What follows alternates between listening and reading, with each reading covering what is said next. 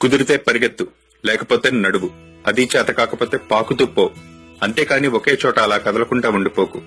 ఉద్యోగం రాలేదని, వ్యాపారం దెబ్బతిందని, స్నేహితుడొకడు మోసం చేశాడని, ప్రేమించిన వాళ్లు వదిలి వెళ్లిపోయారని అలాగే ఉండిపోతే ఎలా?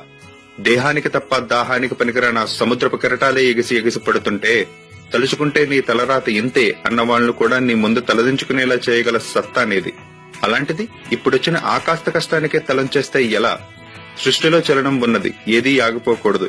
పారే నది, వీచే గాలి, ఊగే చెట్టు, ఉదయించే సూర్యుడు అనుకున్నది సాధించాలని నీలో కసికసిగా ప్రవహిస్తుందే, ఆ నెత్తురుతో సహా ఏది ఆగిపోవడానికి వీల్లేదు. లే, బయలుదేరు.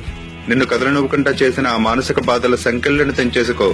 పడ్డ చోటు నుంచే పరుగు మొదలుపెట్టు. నువ్వు పడుకునే పరుపు నిన్ను చెదిరించుకోకముందే బద్ధకాన్ని వదిలేయి.